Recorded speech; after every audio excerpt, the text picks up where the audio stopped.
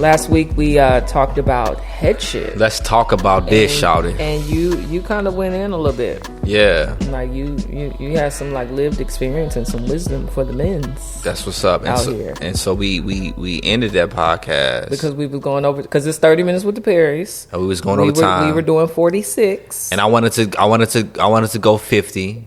You know what I'm saying? But she was like, I don't think, we should go 50. And so my leadership said, okay, maybe she's right. Let's submit to what she's saying, because it is called 30 minutes with the Perrys. Yeah. And so we was 16 even though minutes I wanted over. to do 55, because I want you to go in on women.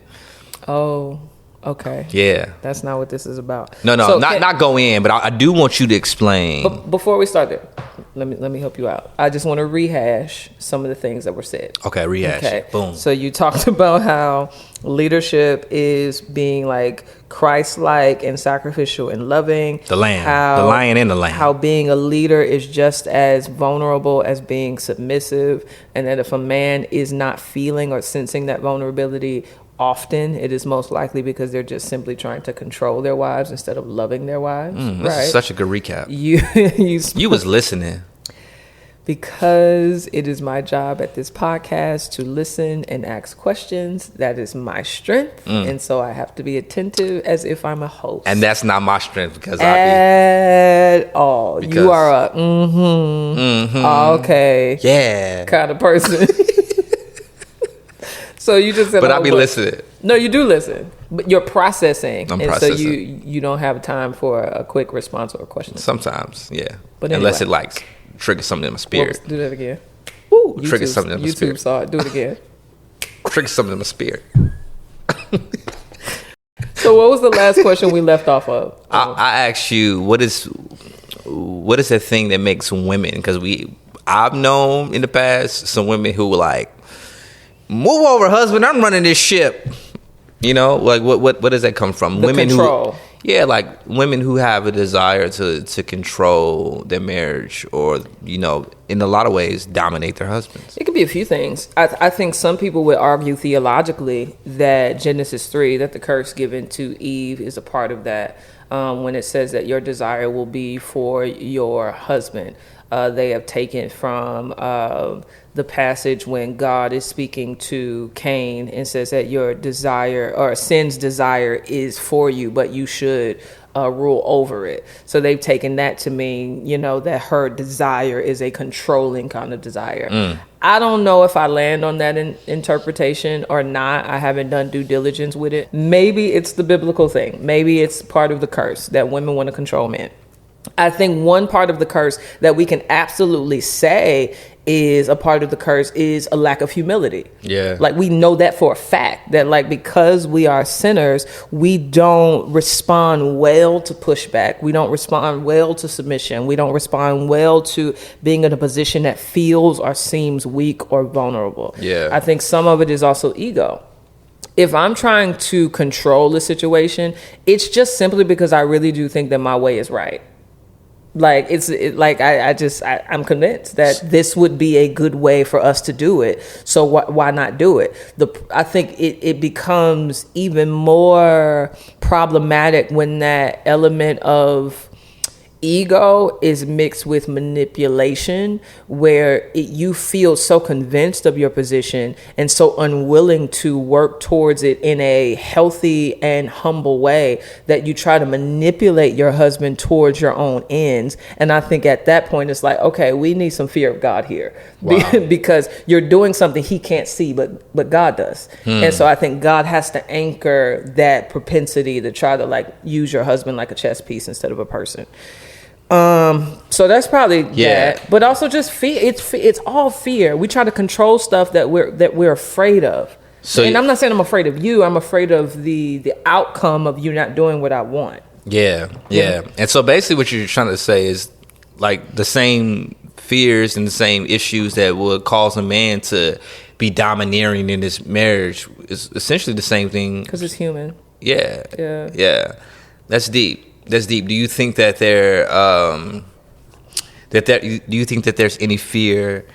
Do you think that there's any temptation for a woman to want to dominate their marriage because they're trying to prevent being dominated. Oh yeah, it's kind of the whole thing. Yeah. Nobody wants to be controlled, and so much of this is. I'm gonna connect this to my book Holier Than Thou, because so much of it out at play is illogical and rational, because it's like I said in the last episode, men are human beings and men are sinful. And so the fear is, if I give you room and I give you privilege to lead me or to be an authority figure over me, I don't know what you're going to lead me to. Mm-hmm. I don't know what you're going to force me to do, because I don't trust you. I don't trust your motives. I don't trust your love and your heart for me. And the way we see this play out even in our relationship with the Lord is that some people are so unwilling to submit themselves to the Lord because they feel as if, or they have presumed that somehow God has bad motives, that somehow the places that God will lead them to is not good for them. That's good. But the thing with God is holy. He is without sin, without blemish, without anything. And so the way he leads us and the way he guides us is always good and always wise. That becomes difficult now when I try to take that same trust and apply it to you as a sinful human being. And that's why I have to trust your heart for me. Yeah. But you actually have to show me that you're trustworthy. Yeah. So I have to see evidence of love. I have to see evidence of compassion. I have to see evidence of humility. I have to see evidence of wisdom. I remember one time we had a conversation about one couple we know and how the wife is really resistant to the husband's leadership. And you were talking about the husband and how, not in a judgmental way, we were just making observations. And you were like, he isn't a self-controlled man because his flesh is just he just does kind of what he wants to do. And we weren't even speaking sexually. It's just, he wants to indulge in this or open himself up to this. And how that is probably influencing his wife's lack of trust because she doesn't see a man of character. Yeah. And so even you having a good character makes me more willing to trust your leadership with me. I just said a whole lot. Yeah. But it came out. It was good. It was really good. Yeah. Because one of the things that I talked about, and I'm going to pick your brain about, one of the things I talked about in the last podcast was what biblical headship looks like. And I think it's good. Are you about to ask me about submission? Yeah, like what does biblical submission look like? I hate this question, and I get it all the time because I don't know. I really don't know. And I feel like I'm supposed to because I'm a Bible teacher, but I don't study Ephesians 5. I'll be reading about holiness and, and Jude and stuff. But it says, husbands, love your wives as Christ loves the church and gave himself up for her. And then it says, wives, submit to your own husbands as the church submits to Christ, right? Yeah. Ephesians 5:24 is the text that we usually reference when we talk about submission, and Paul references submission of women or wives before he talks about headship. I really like though that he spends 5 verses talking to men and 1 verse talking to women, but that's neither here nor there. So I just wanted to see the Greek for myself. Okay, it says to be in submission is to be subject, to place or rank under, to subject, to obey. That's where it gets weird for me because the word obey doesn't feel right in my spirit. I guess the way I have treated the subject of submission in our marriage is that I live with a sense of deep honor and reverence for you. Oh. I'm saying that's the way I see submission in our marriage, is that I am honoring you. Yeah. And so if I am doing the bills, I am thinking about what would honor you. If I am shopping, I don't do this well sometimes, but I'm thinking about what would honor you, not spending too much, not, considering you when I buy stuff. Even asking me, husband, can I? Is this cool for me to buy this? Yeah. Or when I'm talking to my daughter. So even last week, Eden, she wanted to read some kind of book. And she said that you told her that you want to read the book with her. And she was like, Mommy, can't we just read the book together? And I'm like, well, if your father said that he wants to read the book with you, then that means that he needs to read the book with you. Yeah. So that's a way of me submitting, I think, myself under your leadership, is by honoring you. in everything that I do. And Yeah. so it's less about obeying you. It's just about like, no, like I don't make decisions and go through life without considering Preston. Yeah, yeah. I hope this makes sense, but I think that anytime, because I think some people might hear you having some tension with this word obey and be like, oh, she's not a submissive wife, right? Because I think I'm a human. you're a human, right? And so, like, let's just be honest. I have,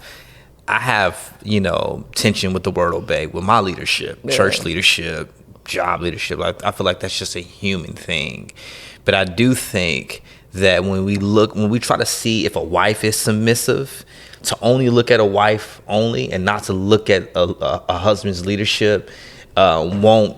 I feel like a husband's leadership and a wife's like a wife and a husband will always inform you about each other, right, and how they function with one another, right. And so I'll say that, but then I'll say this. I'll say, like even with your tension, like I think that you are a very submissive wife, right.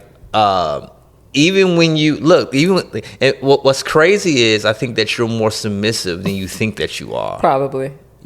Which I think it's good because because if you was walking around here prideful and you say, I'm killing this submissive stuff. Look at me. You know what I'm saying? Scrubbing his toes. Yeah, but it doesn't look like that. I think that for me, I had to know, which I talked about in the last podcast, that God had to show me that my leadership gives you room to love me in a way that honors me, and vice versa. And that's what marriage is. And so, like, even when you felt in your heart that we should move to Atlanta, this is just a perfect example.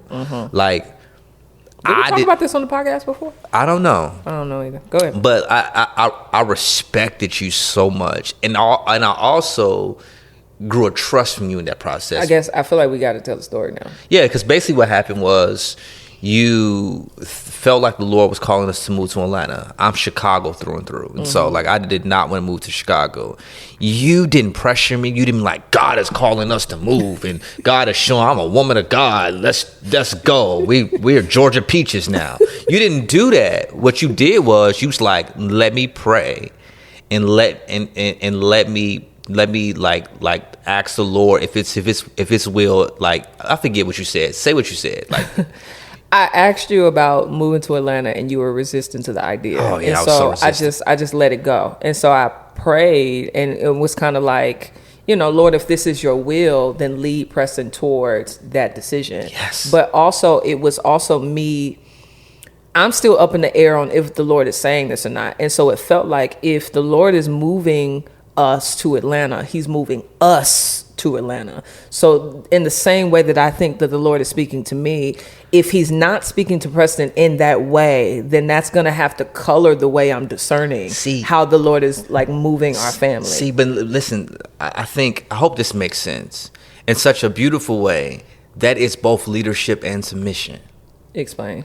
Because in the same way, I would do the same for you. If I feel like God, like I wouldn't just say, oh, we're about to move to Atlanta because the Lord is showing me that. Right. Without considering your heart, right, and what you want and what you feel like God is showing you, because you have your whole relationship with the Lord yourself. You know what I'm saying? And so, like, for me, like that like for you to like to not just try to run what you felt like the Lord was showing you and then care what the Lord was showing me, but you submit it like to for your me process. To my process.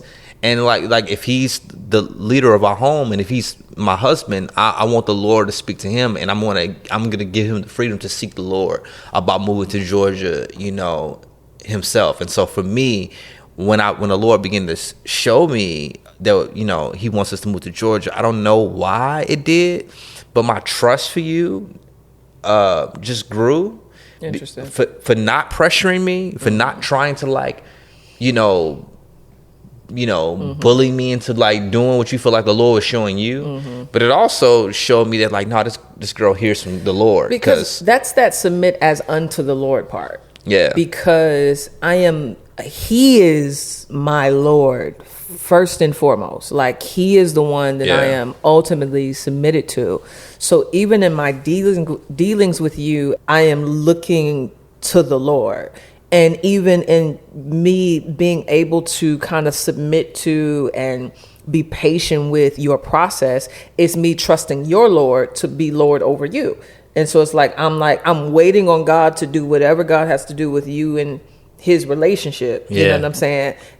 Because that's a part of me and God's relationship. I don't think that makes sense. But it's just like, if I didn't have a frame of reference for you having the Holy Spirit and you being sensitive to God's Spirit and God being sovereign over all things, like if none of that was a factor, then the peace that comes with that level of submission wouldn't even been a thing. Yeah. I don't know. Yeah, that's good. Because I think what that says is that we have to first have a relationship with the Lord, and then we have to like trust in what God is leading our spouses and how he's leading our spouses. And so for me, it was a confidence, not just merely in you, but how the Lord talks to you and how the Lord leads you. And so like, it was kind of like, wow. And so I felt like that was one of the first times I felt like, man, like God kind of like led us together. Like we wasn't seeing the same thing, but then we kind of like started to see the same thing. And it was like, man, like this woman, like she could have just been like, like pressuring me, but she didn't. And she prayed, and she's like, I remember you saying like, I'm just gonna pray about it and yada yada. You didn't even do it to be manipulating, like, I'm gonna pray about it. And I was like, oh yeah. And so then my heart started to change, and I was like, so that's dope. But you just said something that I think I want to highlight, which is sometimes we can spend a lot of time and energy on discussing the gender roles in marriage and not discussing the overall is dramatic. Not discussing what marriage is supposed to be, which is one person plus one person becoming one flesh. And so even though we have these distinct roles, if they are not working towards unity and oneness, then something is off and needs to be recalibrated. And so like even you leading me is you, like your whole aim is oneness. And even me submitting to you, it's me trying to work towards that oneness. Because I think leadership is not trying to, how do I do my best in the most loving way to get her to go my way? Right. It's like, no, like how do I try my best for us to try to figure out what the Lord wants us to do together and for us to get on the same wavelength. Because I think that's two different things. And so like I think for the leader, I don't want to go back to headship because we're not talking about headship, but I think for the leader, I think that there has to be some honesty and some distinction between, do you really want the Lord's will to be done in your marriage, or do you want yours? You know? And I also think equally for the person who's called to be in a more submissive role, it's like, are we submitting unto the Lord because we want the Lord's will to be done, or we feel like we're submitting to like some egotistical person and who only his will. Like I think it has to be a balance, because the idea is oneness. It is for us to be on the same page with the Lord for the glory of him. I want to bring this up again because we did a podcast about men not being jealous of their wives' gifting or something like that.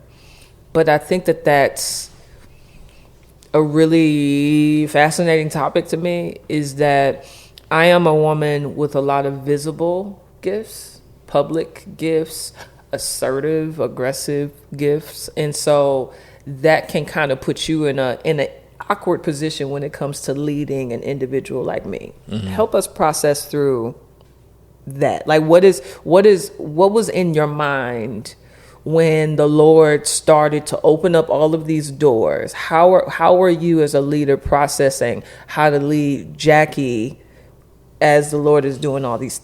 Does that make sense? Because a man might be married to a woman who is being called to write, or being called to sing and lead worship, or being called to be a executive, or being called to be a CEO, or being called to be a professor. And these visible leadership positions.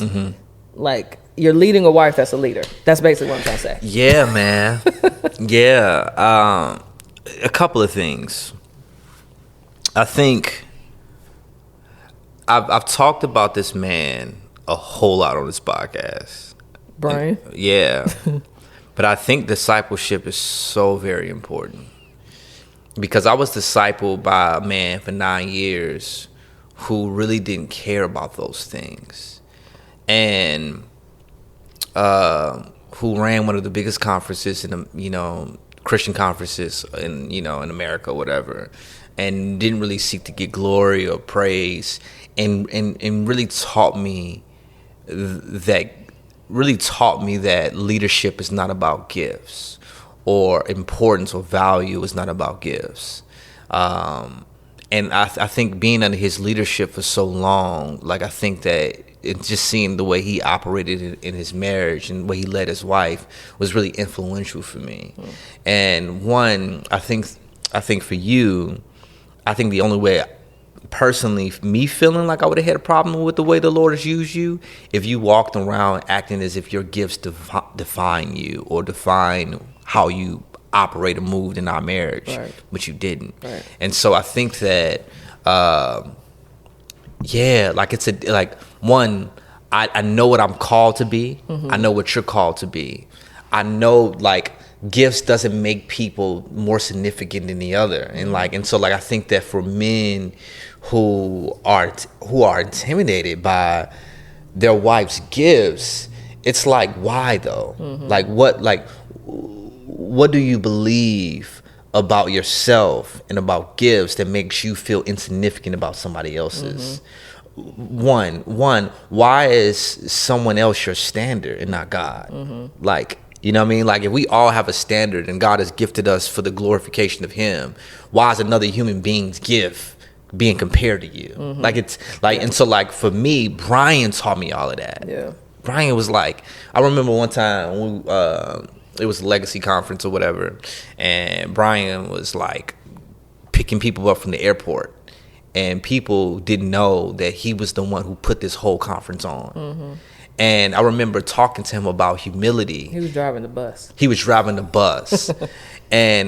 And people was like, yeah, I forget. Some guy was like, man, you're seen in love. You're seen in love, man. God sees and knows you're the one picking these people up, mm-hmm. not knowing this dude is the one who created this conference. Right. And I remember talking to him about it, and he started talking to me about, like, giftedness and, like, pride and humility. We got on this whole conversation, and he was like, isn't it funny how we act as if we are using our gifts for the glorification of God, but we're low-key jealous of other people's gifts? Mm-hmm. And he was like, that shows you some hypocrisy there. Mm. It shows you that you don't really see people's gifts as serving the Lord. Mm-hmm. You look at other people's gifts, and they're a measure of where you are. Mm-hmm. You know what I'm saying? And so, like, for me, it just put it all in perspective. It's like, no, like, if God has gifted my wife to do a particular thing, to God be the glory. Yeah. To God. You know what I'm saying? Like, and so, and vice versa. Like, I think that,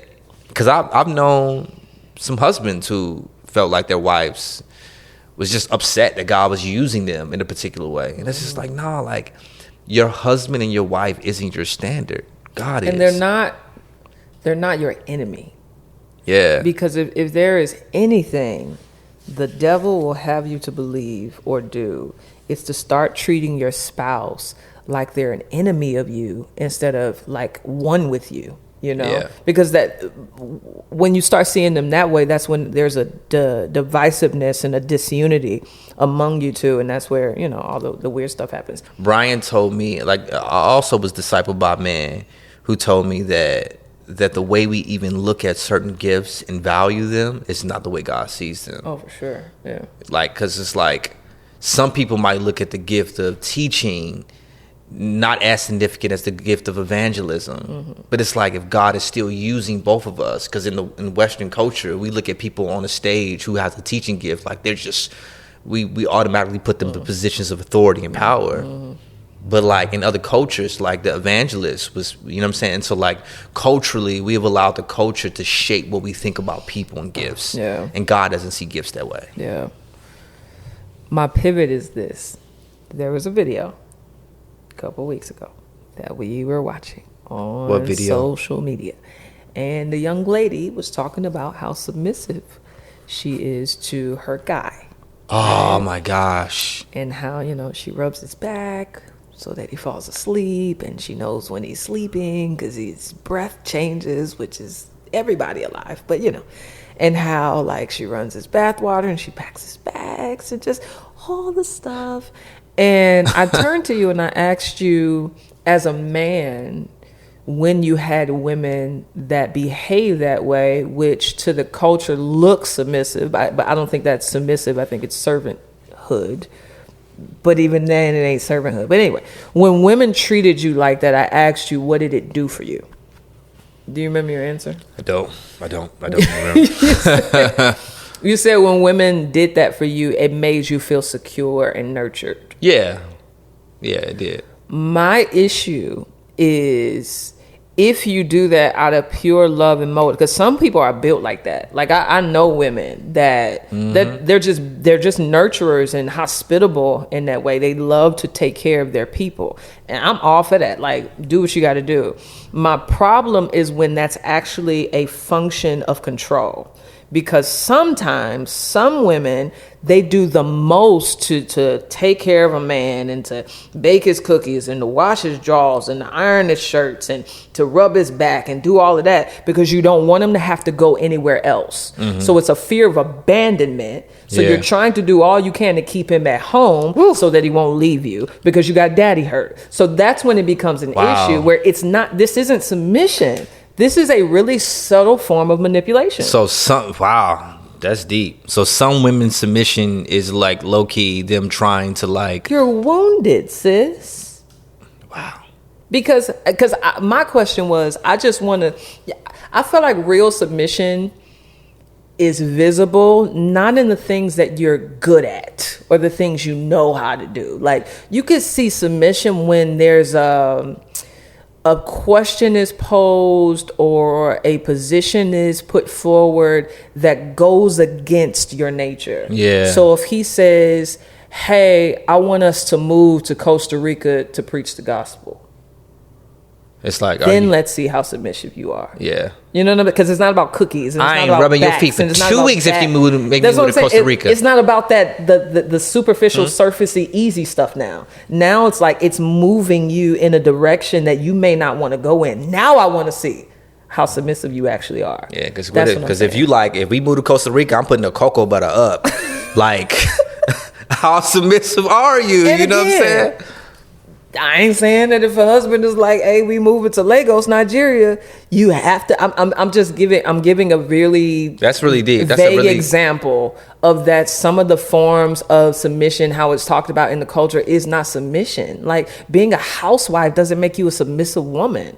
Yeah. Being a coddler doesn't make you a submissive woman. Yeah, that's you know good. what I'm saying? Yeah. Or me being aggressive doesn't make me unsubmissive. Yeah, that's really good. So, like, we can keep using these little housewife from the 1950 white lady tropes to describe submission if we want to. But Paul was not white. He was not thinking about cookies when he wrote Ephesians 5. He's writing to a church in Ephesus. Like, what do you say? So, I'm getting triggered. What do you think? Like, do you think that nurturing in any way, shape, or form should play into a wife being submissive? And what does that nurture looks like if it doesn't look like rubbing feet or rubbing back? It depends on how we're defining submissive, right? If in the text the Greek is to place under, then I don't know how me rubbing a back is a form of submission. I just think it's love. Yeah. Yeah, you know? That's what I was thinking. So maybe we're conflating two ideas and making them synonymous when it's because not. In this video, that's what I'm glad you said it, because that's what everybody was saying. She's just a submissive, and it's just like, now if he asked you, like, that's the difference. If he asked you, can you do this for me? And he asks her to do that all the time, and she's placing herself under his request. Yeah. Yes, it's submission. But in the video, she was saying, I just love to do these things. I just love to do these things. And I love, and we don't know her heart. We don't know if she's trying to manipulate him to love her, even though but what I am saying is that, like, it's giving trauma. It's giving trauma. But yeah, like just because she's doing it doesn't necessarily mean it's some submissiveness. It could just be the way that she's choosing to love him. And I feel the burden to have to over clarify, because you know how YouTube and social media is. I use that as an example because I think we have really disordered understandings of what submission and headship is. Yeah. So in the same way that a man thinks headship is being this assertive, aggressive bully of his wife, and that's not headship, in the same way a woman being a doormat and doing every single thing for her man, that is also not submissive. That's what I'm saying. Is that like the Holy Spirit inspired this word, this text. And so even the way it's going to look is going to transcend our cultural values. Yeah. And so there has to be a distinction in the way the submission and headship looks that is actually strange. Yeah. And uncomfortable. That's good. All right, I think we're out of time. I ain't got nothing else to say. I love you. Appreciate you loving me. I'm gonna try to stop correcting your bad English. Look, man, I'm gonna try.